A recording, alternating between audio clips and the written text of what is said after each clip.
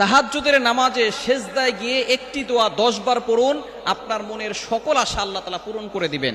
তাহাজ্জুদের নামাজটা হচ্ছে এমন নামাজ, এই সময় সকল মাখলুকাত ঘুমিয়ে থাকে, পাখিগুলো ঘুমিয়ে থাকে, গাছপালা ঘুমিয়ে থাকে, কিন্তু আল্লাহ পাক রব্বুল আলামিন সব সময় কিন্তু তার বান্দাদের দিকে খেয়াল রাখেন, কখন কে আল্লাহকে ডাক দেন।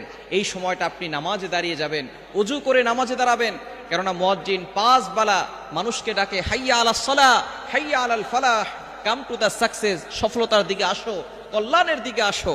সুতরাং আপনি অবশ্যই একটা বেলা আছে যেই সময় আল্লাহ তাআলা নিজে বান্দাদেরকে ডাকতে থাকেন, সেটা হচ্ছে এই তাহাজ্জুদের সময়, রাতের শেষ অংশ। আপনি ফজরের নামাজ যখন পড়বেন, আজান যখন দিবে তার আধা ঘন্টা আগে ঘুম থেকে উঠে যাবেন, তখন আপনি ওযু করে 2 রাকাত সালাত, 4 রাকাত, 6 রাকাত, 8 রাকাত যা পারেন পড়ে তখন আপনি আল্লাহর কাছে দোয়া করবেন। তাহাজ্জুদের নামাজে আপনি নফল নামাজে কোরআনের আয়াত পড়া যায়, আয়াতটি হচ্ছে কোরআনের একটি আয়াত, এই আয়াতটা আপনি পড়বেন 10 বার সেজদায় গিয়ে। এটা আপনি ফরজ নামাজে পড়তে পারবেন না, ফরজ নামাজে কোরআন শরীফের কোনো আয়াত তেলাওয়াত করা জায়েজ নাই। আপনি এটা নফল নামাজে পড়বেন, তাহাজ্জুদ নামাজ যেহেতু নফল নামাজ, এই সময় আপনি লম্বা নামাজ পড়বেন এবং আপনার কাকুতি মিনতিগুলো আল্লাহর কাছে বলবেন, কেননা এই সময় আল্লাহ তাআলা নিজে প্রথম আসমানে এসে বান্দাদেরকে ডাকেন। বুখারী শরীফের হাদিস, আল্লাহ পাক রব্বুল আলামিন নিজে প্রথম আসমানে এসে বান্দাদেরকে ডাকতে থাকেন, ও আমার বান্দারা কার কি লাগবে আমি আল্লাহর কাছে চাও। বিপদে পড়ে গেছো বান্দা, অভাবে পড়ে গেছো, আমি আল্লাহর কাছে বলো, অভাব দূর করে দেব। বিপদে পড়ে গেছো, আমি আল্লাহর কাছে বলো, সাহায্যের ব্যবস্থা করব। টাকা পয়সার অভাব, আমি আল্লাহর কাছে বলো, টাকা পয়সার ব্যবস্থা করে দিব। সুতরাং আমরা টাকা পয়সা লাগলে এমপির কাছে যাই, মন্ত্রীর কাছে যাই, মিনিস্টারের কাছে যাই, আপনি আল্লাহর কাছে চান, অবশ্যই আল্লাহ তাআলা আপনাকে দেওয়ার জন্য প্রস্তুত, কিন্তু আমরা চাওয়ার মতো চাইতে পারি না।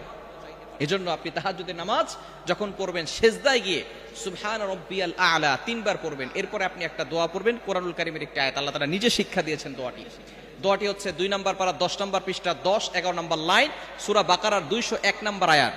রব্বানা আতিনা ফিদ দুনিয়া হাসানাতাও ওয়া ফিল আখিরাতি হাসানা ওয়াকিনা আযাবান নার। এই দোয়াটা 10 বার করে আপনি আল্লাহর কাছে বাংলায় দোয়া করতে পারেন। এই দোয়ার ভিতরে আল্লাহ তাআলা দুনিয়া ও আখিরাতের কল্যাণের কথা জানিয়ে দিয়েছেন। এজন্য যারা হজে যায় তখন কিন্তু হজরে আসওয়াদের কাছে যাওয়ার সময় তারা এই দোয়াটা পড়ে, রব্বানা আতিনা ফিদ দুনিয়া হাসানাতাও ওয়া ফিল আখিরাতি হাসানা ওয়া কিনা আযাবান নার। আয় আল্লাহ, আমাকে দুনিয়া এবং আখিরাত উভয় জগতের কল্যাণ দান করেন। সুতরাং আপনি এই দোয়াটা 10 বার করে আল্লাহর কাছে চাইবেন।